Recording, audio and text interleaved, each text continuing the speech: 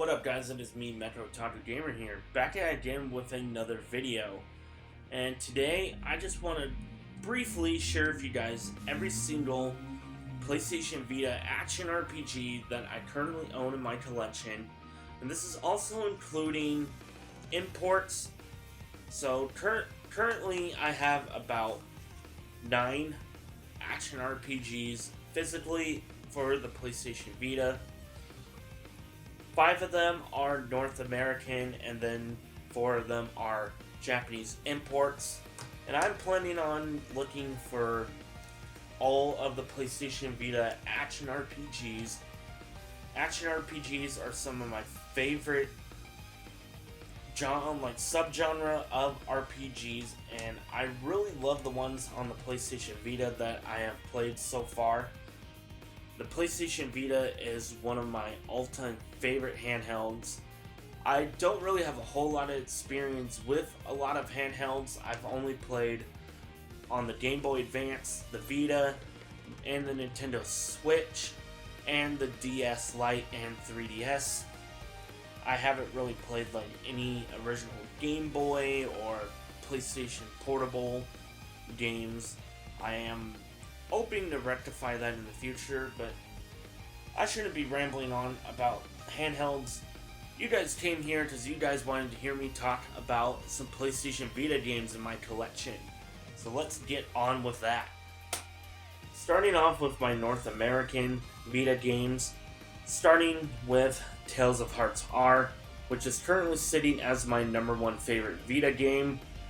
And honestly, I haven't really played a whole lot of Vita games. I do love the Vita, so this may be subject to change, but I am a huge fan of the Tales of series, so it is quite obvious that I have to have a Tales game as my #1 on the system so far.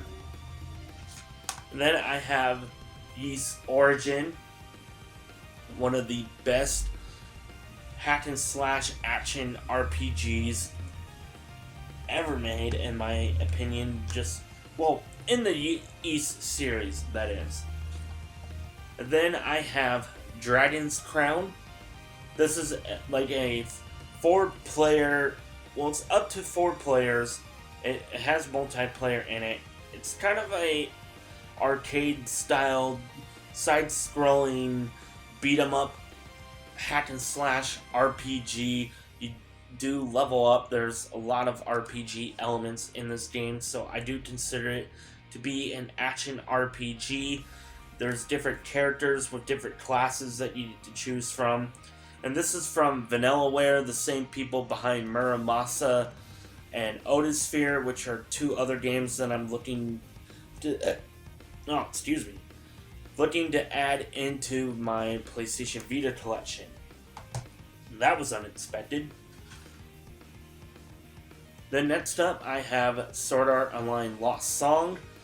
This is based off of the ever so popular Sword Art Online series, and this takes place in the in-universe game known as Alfheim Online, where you get to play as Kirito, and you also have all of his friends, including his girlfriend Asuna and the other members of his unofficial harem, as well as a couple of his guy friends. And then there are some characters unique to this game that I'm just not really too familiar with. And you're just taking on quests, going through whatever the story is in this game. I haven't really gotten too deep into Sword Art Online Lost Song, so there isn't really much I could say about it. And then I also have Freedom Wars, which surprisingly is getting a remaster next year. Can't believe that. This is a Monster Hunter clone, but it also has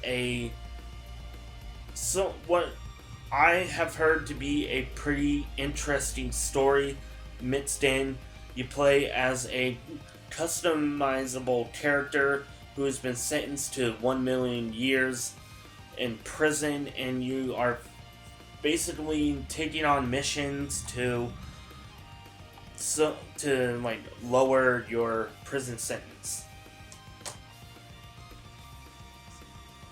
And now for my imports that I have, I got Valhalla Knights 3,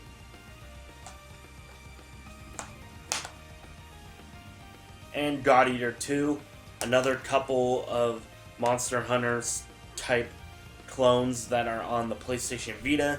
Now these are also available in North America. I just happen to have them physically as Japanese imports because they were pretty cheap. Same about these next two games. I have Phantasy Star Nova, which I honestly don't really know much about this. I know it is one of the more like underrated Phantasy Star games from recent years. There's also like Phantasy Star Zero on the DS, which is also pretty underrated. And they all kind of play off of like Phantasy Star Online and Online 2 from what I have seen. I could be completely wrong about that. There is a possibility that this may also be like a Monster Hunter clone. I'm not 100% sure. You guys can correct me in the comments down below. Please let me know, or I will probably eventually just do my own research on Phantasy Star Nova.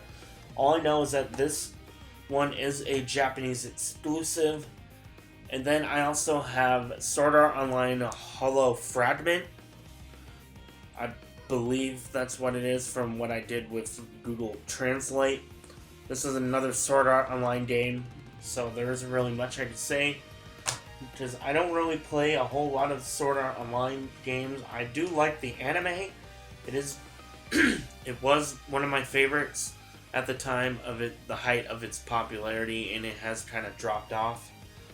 And me personally, I feel like the Sword Art Online games are worth playing when they are heavily discounted. And that is pretty much all of the action RPGs that I have for the PlayStation Vita. And if you guys want to, feel free to put some recommendations down in the comments section below. I know I eventually want to get like Soul Sacrifice Delta and Ragnarok Odyssey Ace.